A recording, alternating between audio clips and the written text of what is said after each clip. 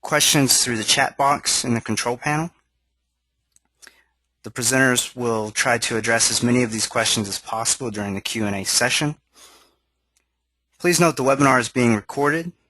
If you'd like a copy of the PowerPoints, please use the contact information provided at the end of the session. And finally, we want to thank the Bureau of Justice Assistance for their continued support and leadership on this information exchange project.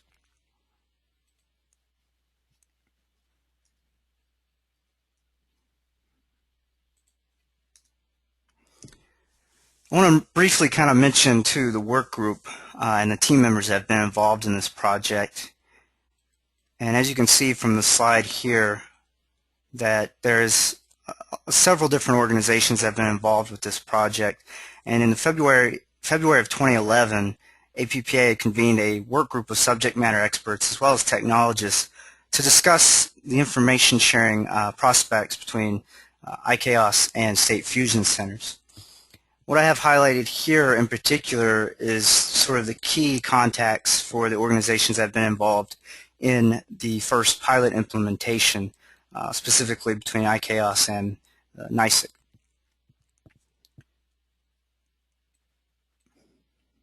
The other thing I want to mention too about this is that the way that this exchange has been supported through APPA is through a cooperative agreement with the Bureau of Justice Assistance, BJA. That actually includes a variety of deliverables, including this exchange in particular. And the exchange we've been working with Search and ICAOS to develop, and the point of this webinar here in particular is to hopefully encourage more fusion centers to be engaged in this exchange. And we'll be kind of covering not only what is ICAOS, but also the impetus for sort of the issues faced from a technological perspective, as well as the solutions for overcoming those issues, and how this is set up to make it approachable for additional fusion centers. And at this time, I'm going to go ahead and pass it over to Harry Hegman, who's going to talk a little bit about ICAOS.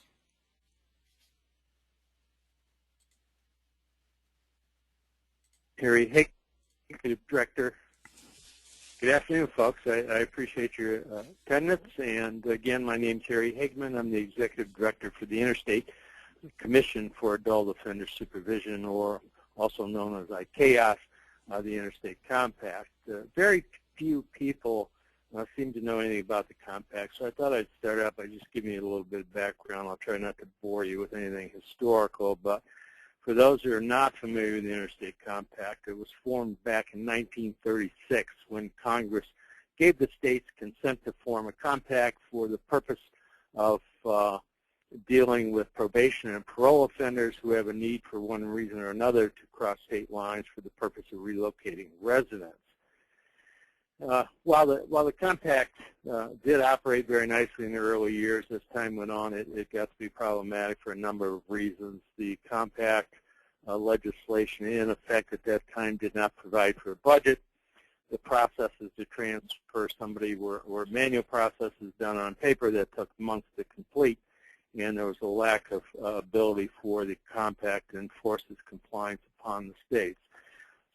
Back in the late 1990s, a group of folks got together and decided it was time to rewrite the law that first established the Interstate Compact. And again, with the consent of Congress, they rewrote the law, and in 2002, they passed a new Interstate Compact, which is comprised of members from all the states, the District of Columbia, and 2 U.S. territories, the Virgin Islands and Puerto Rico. The new legislation provided a couple important new opportunities. One was to form a commission for the purpose of managing the Interstate Compact. So to form that commissioner, each member or each state, the District of Columbia and the U.S. territories nominated, their governor nominated a person to act as a commissioner to represent them on the full commission. The law also gave, the new law also gave the Interstate Compact the authority to promulgate and enforce rules that have the effect of federal administrative law. In addition, the new Interstate Compact has provisions for the Commission to collect dues and fees, to establish an operating budget to manage the day-to-day affairs of the Compact. Now, one of the priorities from the beginning has always been to implement some kind of modern management information system for the purpose of tracking these offenders and processing applications that were largely being done on paper. The system was implemented in 2008. It was built by APRIS Inc., who is also the developer on a number of criminal justice projects, to include Justice Exchange and Vine.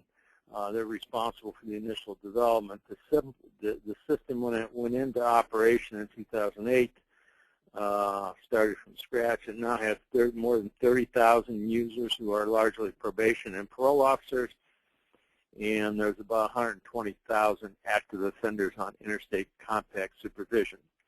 In addition, there are more than probably 500,000 inactive offender cases inside ICAOS.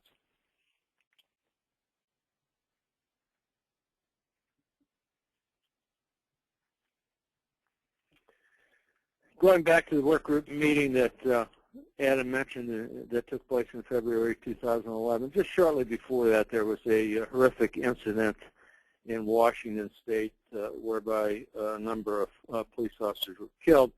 And as a result of that, it was obvious there was a need to figure out a way to share information about interstate compact offenders in a wider criminal justice community that included specifically law enforcement. Prior to that, the information was largely limited to corrections, parole, and probation.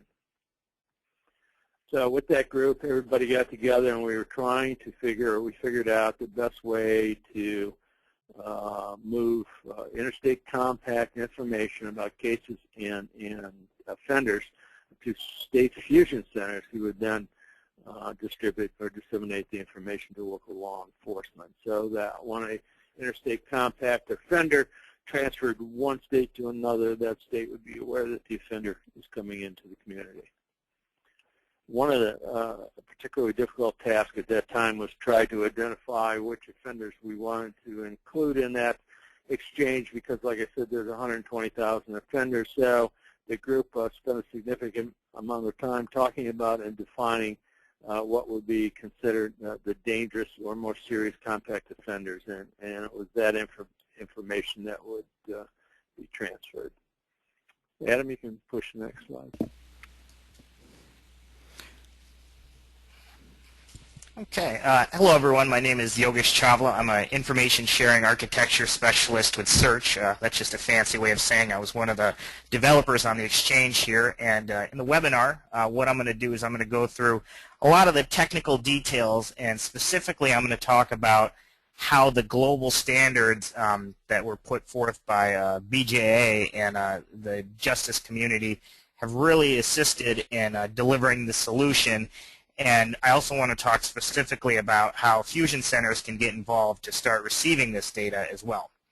So first thing, if we look at the problem in a lot of the justice information sharing projects that we have, what tends to happen is we tend to build a lot of point-to-point communications and exchanges. These do tend to be costly and they don't scale very well. And what this does is this creates basically silos of data where it makes it harder to get information from one partner to another, because usually data is just limited to a single exchange between two parties. One of the goals with the ICAOS exchange here was a low cost of entry for fusion centers, and also to design a solution that would be scalable. And if we look at the next slide here, what we're going to see is the solution to these problems is to use standard message exchanges, and also to unwind what we see on the left-hand side of the screen using global standards, so we can develop single extracts, and then we can appropriately push those to the fusion centers. So what we did when we were originally starting this project is we knew that the ICAOS information has been it's developed and housed by vendor APRIS, and rather than trying to have APRIS build a connection to every fusion center, what we did is have them build a single extract, and based off the information in that extract, we can push it to the appropriate fusion centers. And most of this pushing to the fusion centers after the initial development can be done using configuration and installation. And whenever we can configure a product or an intermediary, as we call it, to send data to a fusion center rather than reprogramming it, we're in a situation where we can go ahead and save a lot of money and make this available to fusion centers in the future. So if we look at our next slide here, let's talk a little bit about global. What is global? Global is a comprehensive cooperative effort that has national buy-in. It's basically a group of groups that came together to develop standards in the justice information sharing arena. There is an executive component as well. The Federal Advisory Committee advises the U.S. Attorney General, and what this does is this takes our national justice information sharing community and puts us on the same page and has everybody together to develop the standards cooperatively. What we see on our next slide here is the Global Standards Package. The Global Standards Package, it's a standard package, and what it has in it is it's a one place where you can go to get all the information you need. And all the information, every Global Standards Package looks the same. So we developed our ICAOS Global Standards Package, and what this does is many different types of people in the project can go to this one place to get the information they need. For example, if you're a data architect, you can see the XML schemas. You can actually see what the messages look like. If you're IT an implementer, you can actually get your web service definitions, and you can get the specific technical exchange information. If you're at the business level, there are Word documents that explain the exchange at a high level that's more targeted at executive and business level resources in the project. And the important thing here is every package looks the same. So when you deal with global standards packages, whether you're dealing with them for ICAOS or for other projects, you'll know whenever you start a project that has a global standards package, once you use one of these once, you'll kind of get the hang of it for future projects as well. So if we look at the components inside of a global standards package, there's four main things that we want to deal with, and this is getting a little bit into the technical details here, but I'll try to keep it at a high level. The first is NIEM, the National Information Exchange Model. This is the vocabulary of what's inside of our messages. This defines what data we actually put in the messages that we're sending to each other. The next component is the global reference architecture. This says, how are we going to go about sending messages to each other? How are we going to do this reliably, securely, and do it so we're all using the same protocol there? The next thing we're going to look at is what's called GFIPM. How do we secure the actual messages that are getting sent to each other? And the last component of that is the privacy policy. We want to make sure we're doing proper data disclosure and proper auditing. GFIPM and the privacy policy aren't really directly applicable to the ICAOS project because we're basically just routing messages, but NIEM and GRA were crucial components to them. So if we look at NIEM on our next slide here, basically what this is our vocabulary. It's our message content. How do we define things like offender first name, offender last name?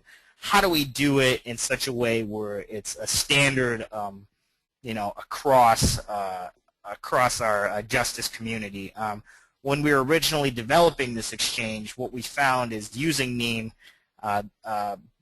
both vendors had experience doing this, and APRIS actually had some existing extracts that were using NIEM that we could take advantage of. So when we were designing our data model, we took that into account, and that helped us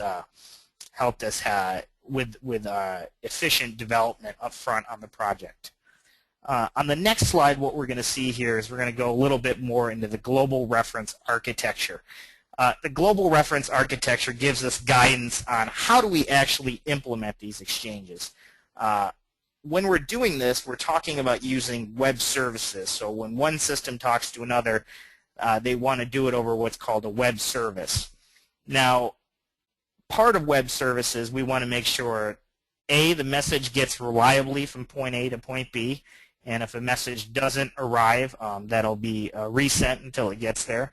We want to make sure it's addressed to the appropriate party. When somebody's sending a message, we want to make sure they're sending it to the right person.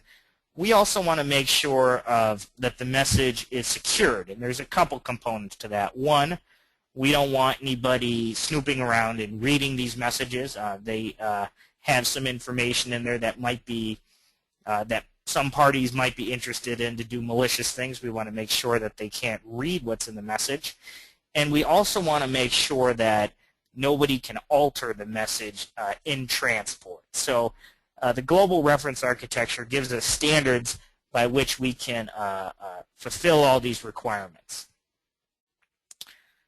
Okay, so on our next slide here, I'm going to pass this over to Gloria Brewer from the New York State Intelligence Center, and she NICIC was the original pilot in this project, and Gloria is going to give us some more details about NICIC and how this exchange was useful to the Fusion Center. Good afternoon. My name is Gloria Brewer from the New York State Intelligence Center. I'm one of the technical people that supports the New York State Intelligence Center. And one of the things I wanted to go through is the NICIC supports over 500, about 570 law enforcement agencies in the state of New York. We also have a border with Canada, and we have some tribal lands within the state of New York. So we have a very varied group of people that we support here. We're an all crimes orientation fusion center. We're the primary fusion center for the state of New York. And one of our previous lieutenants that was here, Lieutenant Poisson, volunteered us to do the pilot for this ICAOS interface. We currently use 2 federated search tools to access over 25 different databases between the 2 search tools, and then we also do our other federated search or our other searches individually. So the NICIC has a variety of investigators and analysts here, like most of the fusion centers do, and we have many outside agencies that currently reside here with us. And I'll talk later with Yogesh on how this interface works here at the NICIC. Next slide. Okay, now what I'm going to talk about here a little bit is the National Shared Execution Context Cloud. I realize that's a big mouthful right there, but basically what this is an application host which is in the cloud.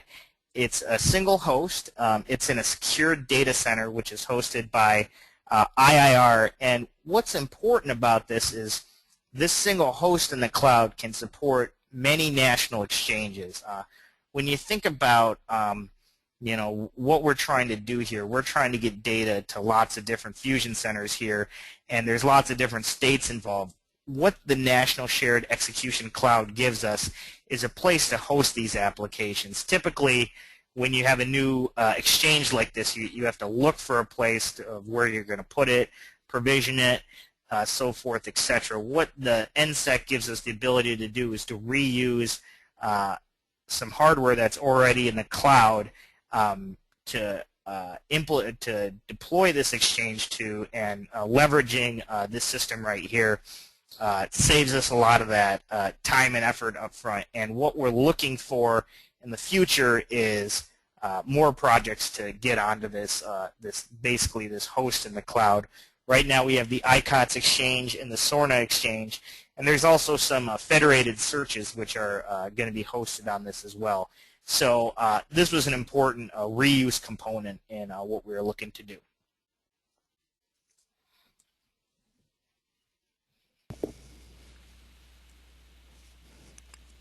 Yeah, in fact, I'll pick it up here just for a second, Yogesh. Harry was going to speak, I believe, to information shared. Right. ICAOS, or the Information Interstate Contact Offender Tracking System, which stands for ICAOS, literally has thousands of data points or data fields in it. So when the work group met back in February 2011, They looked at all the data fields and they narrowed it down to the ones you see on your screen. I just wanted to talk to those just for a few minutes to make sure everybody ever understands what they are. When a probationer or a parole offender wants to relocate to another state, they have to go to their probation or parole officer, who goes into ICAOS and initiates an application for transfer. That application then goes to the receiving state, and they consider it and decide whether they're going to accept that offender into the state or not.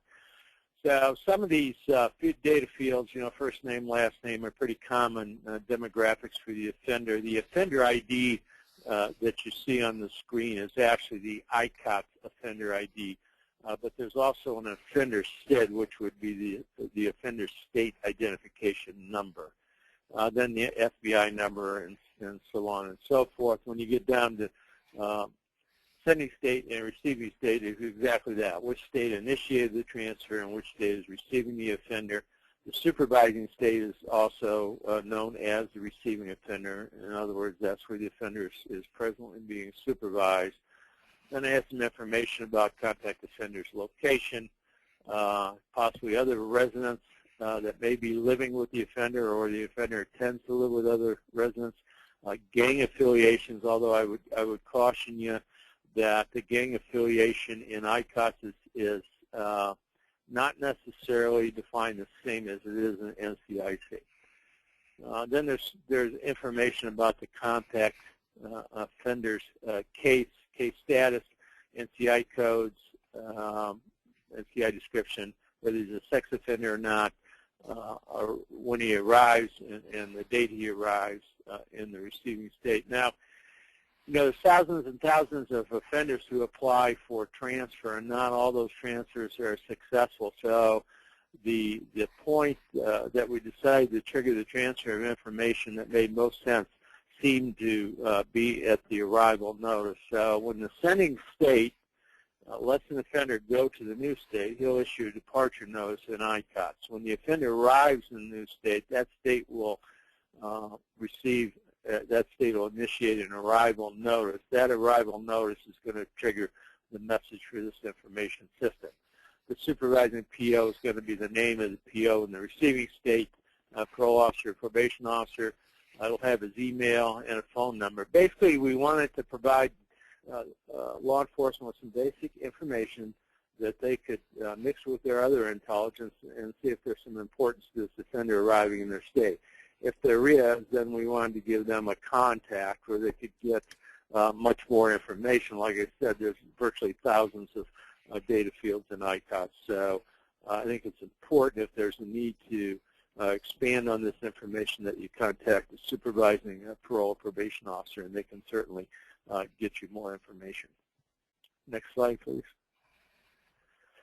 I mentioned earlier we had a lot of discussion about how do we identify out of this 120,000 offenders the ones we want to message out to the Fusion Center. So it was generally thought that we need to try to identify the most serious or the violent offenders, even though states will define that differently. So we looked at NCIC codes, and the codes you see before us are the codes that are used to trigger the transfer of the message of data. So only the offenders who have been convicted of one of these offenses that you see on screen will be part of that notice to the receiving state that the offender is relocating. Okay, so what we see here is this is an overall picture of the entire exchange that we've piloted, and there's two parts that I want to focus on. The first part is, if you look at the left-hand side of the screen, what you'll see is the ICAOS system, and then that's talking to this intermediary broker. Now, what's happening is the ICAOS vendor, APRIS, is the only vendor in this space, and so all the messages originate from the ICAOS system. So these notifications are sent to the intermediary broker, and then the intermediary broker will push these to the appropriate Fusion Center. So in our current pilot, on the right side of the screen, that Fusion Center is the NYSEC Fusion Center. Now, if we look on the next slide, this is the part which I think would be of more interest to the participants on the webinar. what we'll see is at the bottom of the screen we see Fusion Center number 2, number 3, number 4.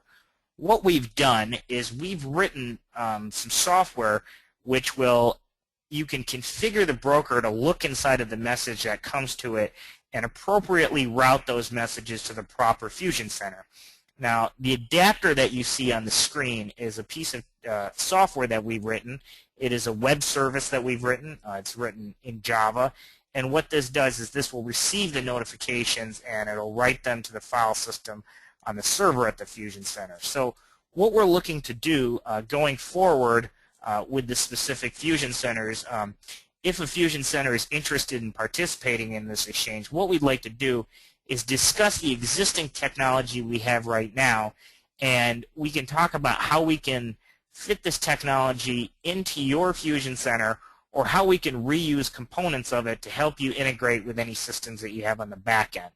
So what we're going to do is we're going to review each of these arrows in a little bit more detail, and then what we're going to do at the end of that is we're going to talk about how the NYSEG Fusion Center used the technology that we wrote to interface with the system that they had with a vendor that they had on the other side of the Fusion Center.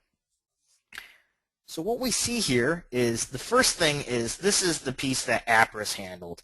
So what they're doing in their system is they're monitoring for a new offender. If this offender is an offender of interest, if they have those NCIC codes that Harry was discussing before, if they rise to this level, what we do is an offender profile message is sent to the intermediary broker. So on the next slide we see here, what the intermediary broker does is it receives this offender profile message and it will route this offender to the appropriate Fusion Center based on the state and also based on the zip code. And we can also configure this component with specific routing rules for your state. For example, the NYSEG Fusion Center didn't want to have information in there from, for example, New York City zip code. So by configuration, we could set it to only send those messages of interest there. So when the Fusion Center actually receives the message, what the current component does is it writes this message to the file system. And I'm going to turn it over to Gloria here, and she's going to give us some more details of what happens once that message gets to the Fusion Center. Yes, I just want to, the way this works here at the NYSEG is around between 11 and 12 o'clock every evening. The process is run at APRIS, and then the files are put onto our NSI shared SAR server, and from there our case management system, ACES, pulls the files from the SAR server and brings them into our case management system. Once they're in our case management system, they become a task, and the person working the overnight shift usually looks and uses our federated search tools to see if that person has any recent contact with law enforcement in the state of New York. Usually they don't, because the way the messages are coming, they come the day the person is transferred. Sometimes it might be the day after the person's transferred, but it's usually the day the person is transferred.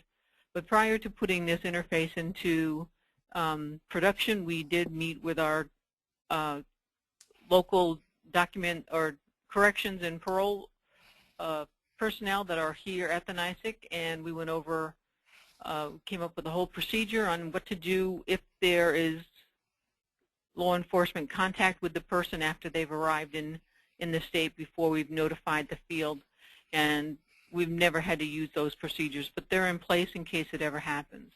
So what happens is once we get this task into our case management system, our overnight person does the searches and see if there's anything. If there's nothing, we just close the task, and on a weekly basis. And for those of you that get the wire from the NYSEG, you'll see that we've added in the last month, we've added a report in the hot news section, and that contains some information. If you've seen the wire, you know that we don't put all the information that we get from the ICAOS interface in the report, but we do put some information in there about the parolees, probationers that have arrived in the state within the past week, and that report goes out in the wire every Wednesday. And so far, it's been working great. We haven't had any problems with it, and everybody seems happy. We're going to be doing a survey in a month or so and see if we can get some feedback for the APPA. That's how ours works here. Okay, great. Thanks, Gloria and Yogesh, and Harry as well. The next couple of slides are just going to talk really briefly about longevity of the project and also potential benefits. Specifically on the longevity, one of the important things and one of the reasons why we wanted this sort of infrastructure with the intermediary, particularly the shared intermediary, so with the SORNA and other projects, is to ensure that this is going to be a project that's going to have some long-term sustainability. And we've leveraged many of the global resources, including the GRA's NEAM, to kind of help create a interoperable and also a reusable exchange that will allow additional fusion centers to connect to this intermediary and get information in the future at relatively a much more reduced cost than if you had to do one-to-one exchanges, as Yogesh was discussing earlier. And that's really kind of one of the great things about this project is essentially half the exchange is already completed. It's just a matter of developing the adapters with additional fusion centers to get folks connected to the intermediary so that they can receive the same information that NYSEC receives, except for their specific state, for transfers in their specific state. Yogesh or Gloria, did you guys want to add anything in addition to that as far as on longevity? Yeah, one thing I wanted to point out as well is some of the technology that we're using, it might be, some of the components are a little advanced there, and the nice thing about what we had an opportunity to do with NYSEC is we developed an adapter already, and that adapter can be modified to accommodate new fusion centers, or it can just be installed as is. So it gives us some options with fusion centers that want to participate. And, you know, if anyone on the call is interested in getting involved in this exchange and they want to talk a little bit more about the technical details in their specific fusion center state, we'd be more than happy to do that to see how we can reuse the components that we already have to assist fusion centers in the future. Okay, thanks, Yogesh. Gloria, did you want to add anything to this? Just that it all went, once we got everything set up and installed, it all went relatively smoothly. We've had no problems once we got the certificate ironed out for the security part of it. But everything went very smoothly, and we didn't have to buy any new additional hardware. So it was great that it worked, you know, that we're able to put it, the interface onto the shared space hardware that we already got from BJA. So that worked out really well for us. Okay, great, thanks. On the next slide, we'll kind of talk about some of the potential benefits. And one of the hard things about talking about benefits right now is that, frankly, the exchange is pretty new as far as the, we just completed the pilot implementation with NYSEC, and as Gloria mentioned earlier about some surveys that we've put together to hopefully share with the field intelligence officers in New York State, get some feedback on not you know, the usefulness of the data, but also how it's being used, and potentially if it encourages communication more with community corrections agencies. So that's kind of in the works. So it's a little hard to conclusively talk about benefits given the exchange is fairly new. NYSEC started sharing information, I believe, at the end of August, beginning of September, so still in the early part. However, the whole premise of the exchange is really based on a couple of goals in mind. Number one is improving police officer safety and situational awareness. And Harry mentioned the incident in Washington. That's sort of a driver initially for getting this exchange put together, is to get the information, those notifications out there to officers on the ground so that they'll be at least aware of their surroundings, and that will hopefully increase some safety. A second component of it as well is to also encourage more dialogue between police and probation or parole agencies as well, and specifically police, probation, and parole partnerships, and we know those have become more formalized over the past couple of decades. Now, they've existed informally between officers, But as far as formalized partnerships, that's been a more recent occurrence. And the idea here is that this sharing of information, with that information, as Harry mentioned, it includes the supervising officer for that particular transfer in that state, as well as their phone number and their email address, so that police officers can communicate directly with those probation and parole officers and form a dialogue. Hopefully that'll expand beyond just that offender, but will also include opportunities for collaboration in general. And when we're kind of talking about that in terms of impact on outcomes for probationers or parolees, there's kind of two sides to that. There's the accountability side, which is often highlighted in police probation and parole partnership.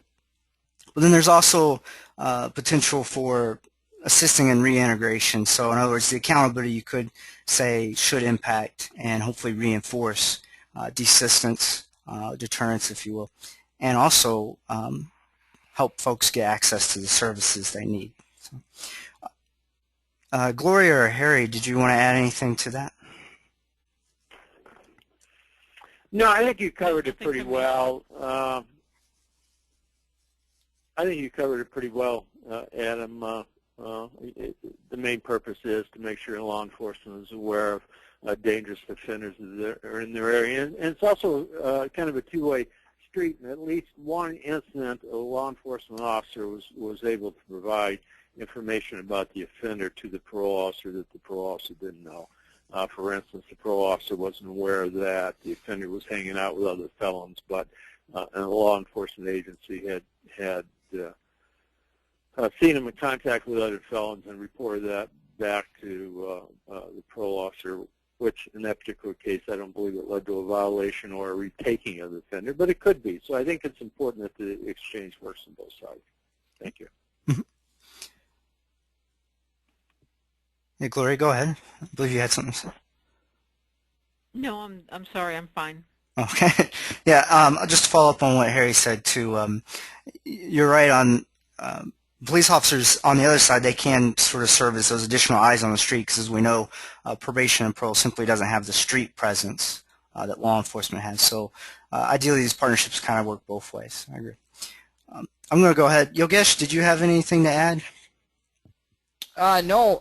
The only thing to add is as fusion centers are looking to get involved in this particular exchange here, if there's any technical questions or anything that we can answer, feel free to go ahead and put those into the chat box right there on the GoToMeeting, and we'll go ahead and try to address as many of those issues as we can.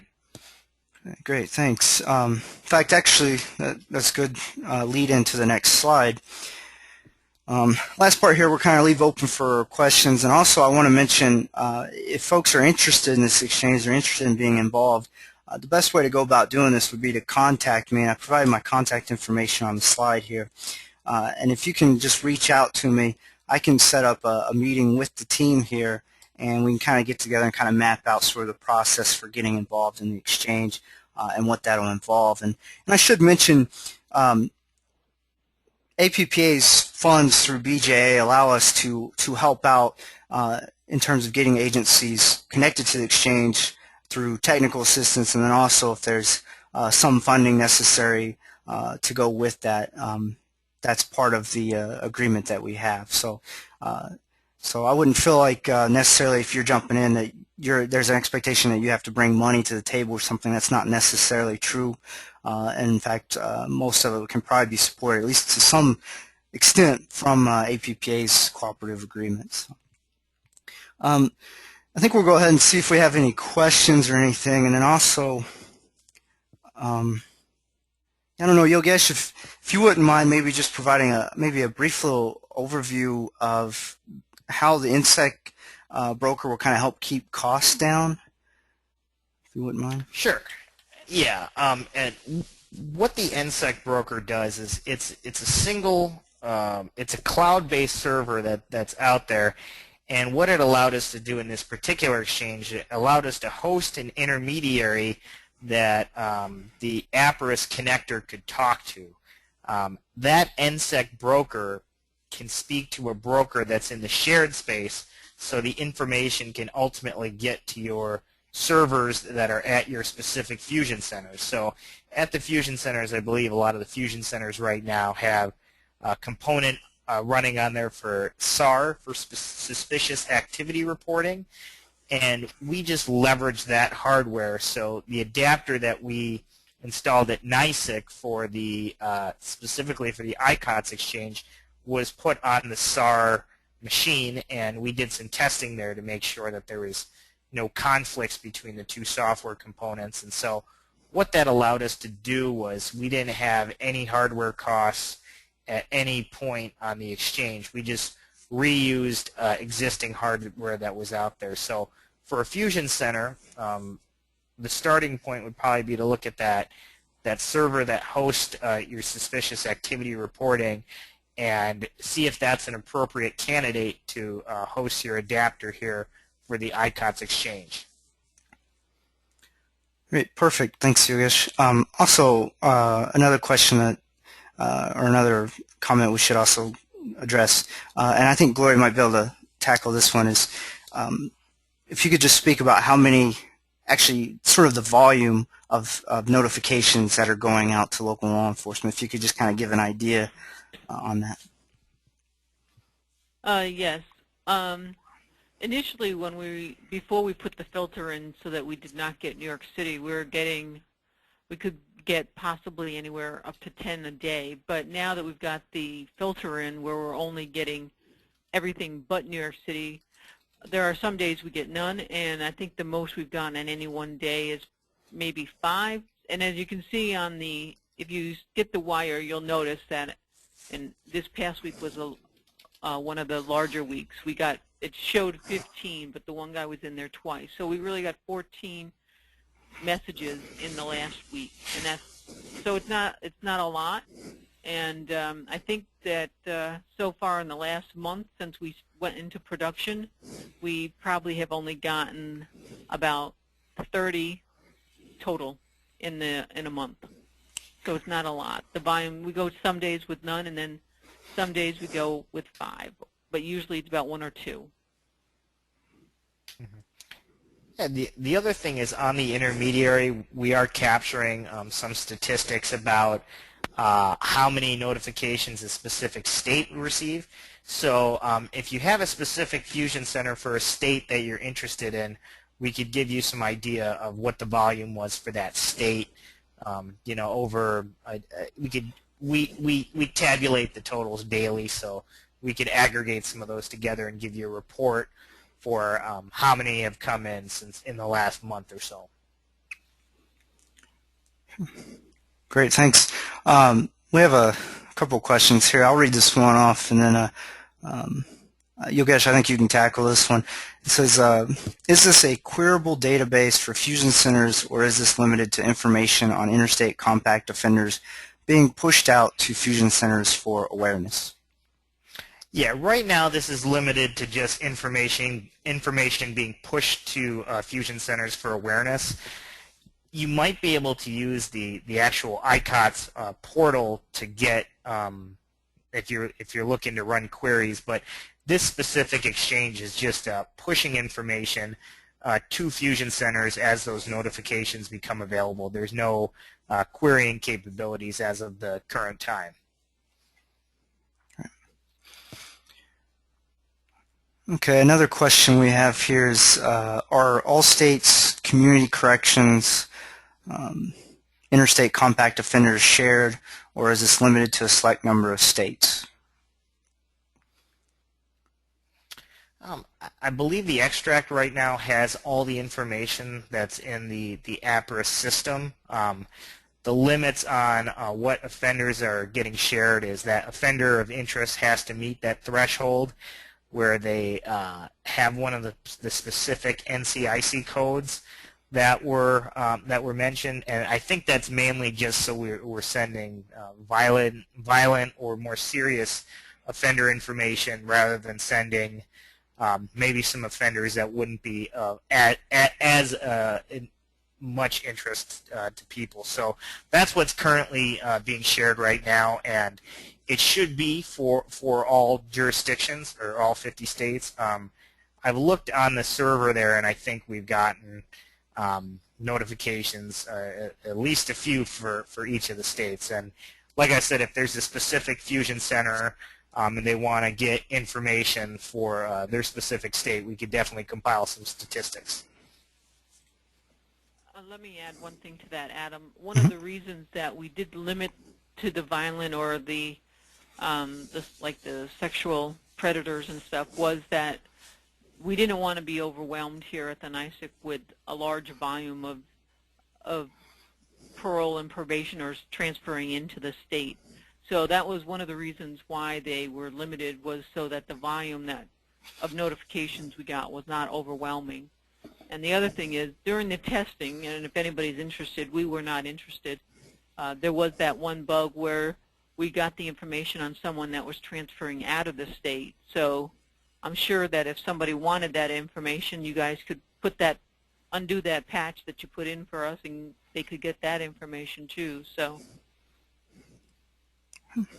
Adam, it might be also worth noting that the only legal way for a parole or probation offender, anybody convicted of a felony on supervision, either parole or probation, and some misdemeanor offenses includes also, the only legal way to transfer residents from one state to the other state is through an interstate compact transfer. If a particular state lets an offender move to another state and doesn't do it through the interstate compact process, it's a violation of federal law. So the only way to process the transfer is through this ICAOS application. There's no other way to do it.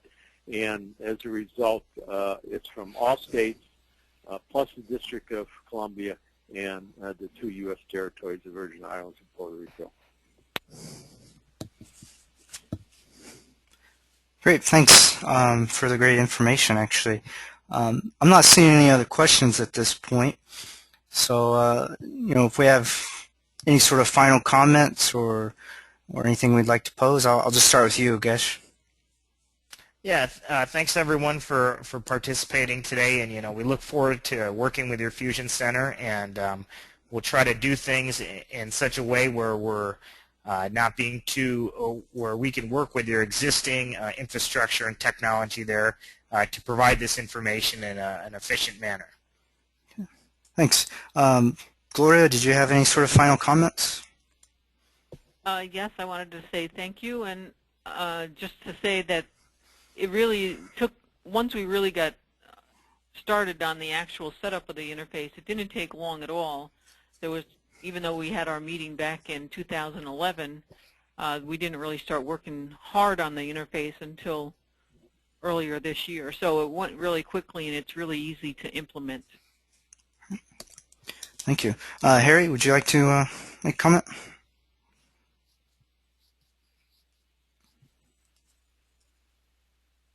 Harry, are you there?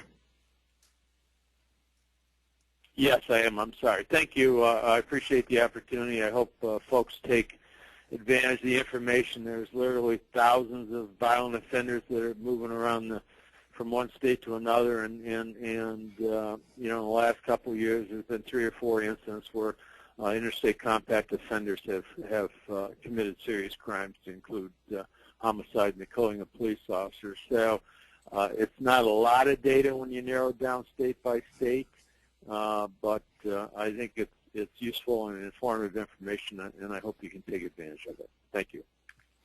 Thank you. Also, I believe David Lewis from BJ is able to be on here. I'm going to see if we can't make it so that he can talk or not. David, are you on the line? Yes, I am. Hi, David. Would you like to just make a comment about the exchange? This is Dave Lewis, and as mentioned, I'm working from the Bureau of Justice Assistance, and we're just glad that we could make some funds available to do this, and we have to commend Gloria as one of our partners who actually came to us because we were supporting the shared space concept for SAR, and her seeing the utilization of using that server so they didn't have to use any additional equipment. What I would say is, if any of you are participating in the SAR project and you have NSI, BJ equipment at your location and utilizing the shared space server, that that you contact and that you have all the equipment you need to get started. Just take a little bit of elbow grease on your side and to connect some things. So we're glad that we could support this, and working with this group has been excellent, and I'm glad everybody could join today. Thank you. All right, thank you. Okay, well, I just want to reiterate my contact information is available on this slide here, and if you wouldn't mind getting in touch with me if you're interested in learning more about this project, and we can work from there. There will also be a recording of this webinar that'll be posted at a later time, and we'll also disseminate it out further. And then also, if you just like a copy of the PowerPoints, that I can get that to you as well. So I want to thank everyone for being a part of the webinar, and thank you. Have a great day. Thanks, Adam. Thank you.